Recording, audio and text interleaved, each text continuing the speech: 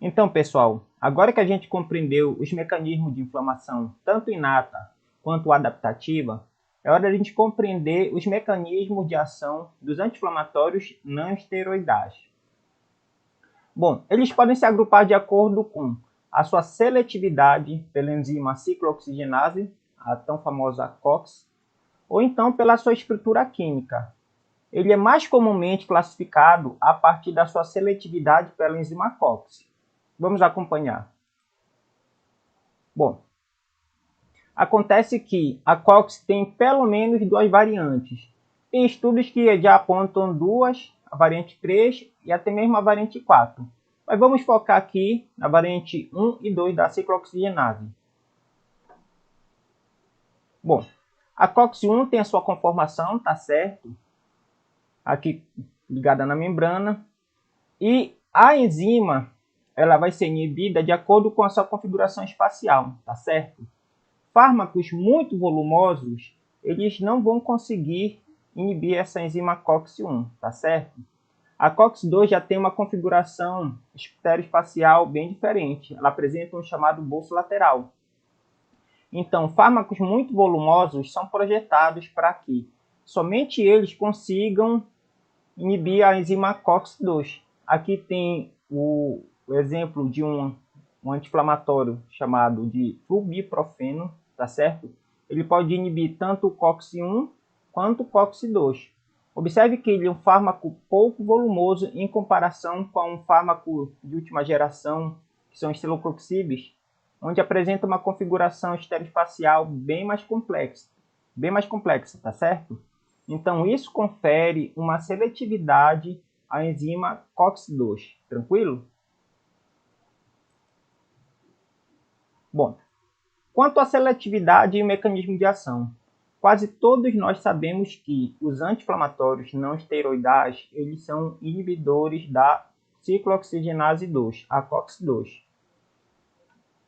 Bom, você tem a expressão da COX-2, que ela é COX-1, desculpa, que ela é constitutiva, ela produz prostaglandinas citoprotetoras, e a COX-2, que ela é uma enzima induzida, tranquilo? Então, se você tem um processo inflamatório, esta enzima ela vai ser induzida. E é justamente em cima dessa ciclooxigenase 2, que é induzida, que vão atuar os anti-inflamatórios não esteroidais. Acontece que nem sempre é possível inibir só a ciclooxigenase 2. Os anti-inflamatórios de primeira geração também conseguem inibir a ciclooxigenase 1. E ela destrói essa produção de prostaglandinas citoprotetoras, beleza? Bom, aqui tem uma nota. Quase todos os ANIs são inibidores competitivos reversíveis da COX, tá certo? Então, é uma inibição competitiva. Se você tiver algo que iniba a COX em maior quantidade, eles vão ser descolados, vão ser deslocados, tá certo? Só que o ácido acetil salicílico é diferente. Ele promove acetilação, tá certo? Ele acetila a enzima, tá certo? Mas ele vai acetilar tanto a COX-2 quanto a COX-1. E se for na dose infantil, que é até mais ou menos 100 mg, ele promove uma acetilação irreversível, tranquilo?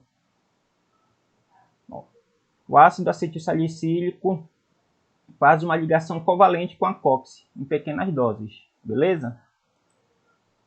Bom, quanto ao mecanismo de ação, quem ainda não sabe vai aprender.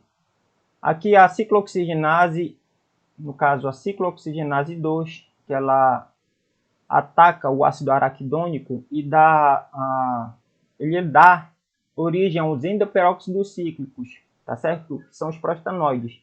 Você inibindo com os anti-inflamatórios não esteroidais a ciclooxigenase do tipo 2, você inibe a produção desses endoperóxidos cíclicos, tá certo? Então, isso é um mecanismo muito bem conhecido e é relativamente fácil entender isso, tá certo?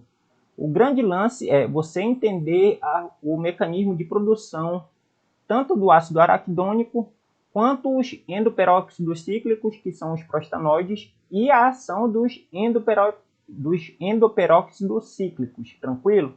Então, se você bloqueia a COX-2, logo aqui no começo, você não tem a produção desses N-peróxidos cíclicos.